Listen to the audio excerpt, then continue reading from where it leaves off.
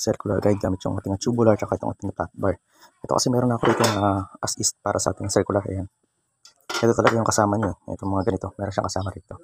Ngayon, ang problema ko lang kasi rito, isa gumagalaw-galaw siyang ganyan. Kapag ka nagkakata tayo, hindi siya stable. Kaya bala ko sana lagyan dito ng braces niya.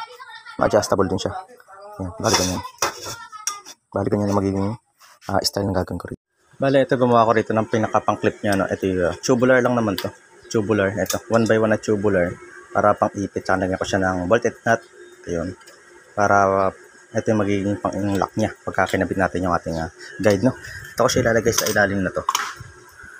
Ito yung ating circular. So, then, ayan, nilagyan ko rin siya rito ng daan. Ayan. Ayan, tinap ko to. Ayan.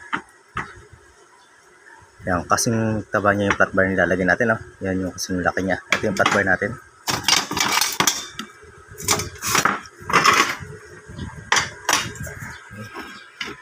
Ito yung flat bar natin, no? Yan. Yan, ganyan. Yung flat bar natin nakaganyan. And dito ko siya ilalagay, no? Dito ko siya ilalagay. Yan, nakaganyan siya. Ito yung, i-welding ko siya rito sa ating case o dito sa ating circular, no? Welding ko siya dyan. Then pagka hinigpitan natin to, maiipit na natin itong ating flat bar. Yan, para madali siyang i-release kung hindi na natin siya gagamitin.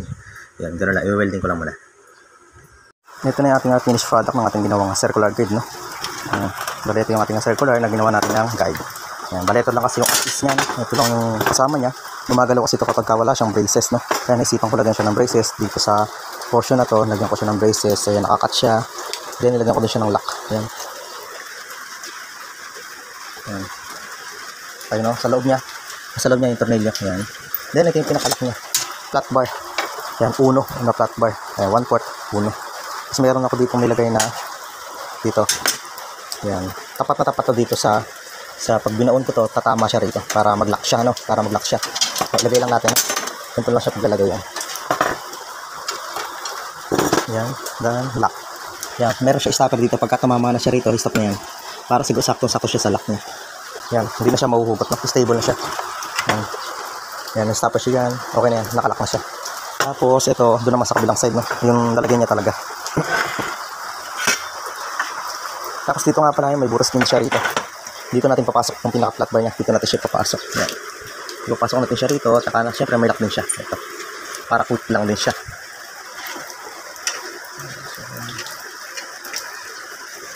Tapos sabay lang din natin siya ipasok dito.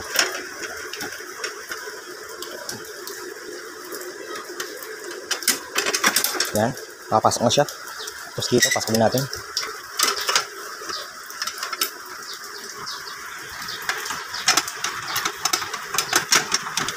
Yun. Yun. Okay na. Yun. Balikan niya yung kanyang itsura. Sukatin natin kung gano'ng kalalim yung kanyang kayang ikat.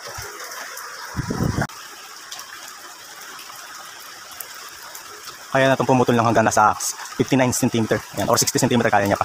Yan, napakalalim ng kanyang pagputol. No?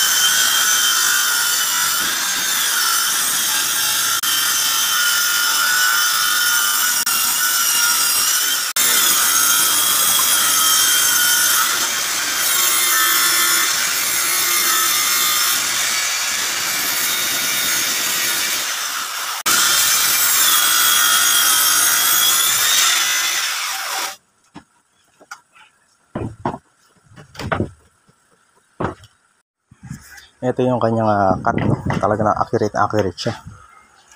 Yan, bali hindi ko siya, ayan. Ito yung kanyang umpisa. Yan, 0.7, no? Yan, yan, nasa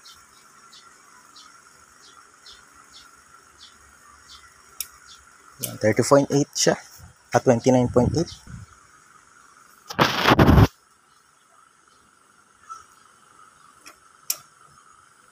Yan yung kanyang center, no? Same lang din. So, sa pinakadulo niya, yan, talagang accurate siya. Same lang din siya, no? Yun yung kanyang actual cutting ng ating ginawang guide para sa ating circular saw. Yan. Na dito, ito nga yung kanyang itsura. Then,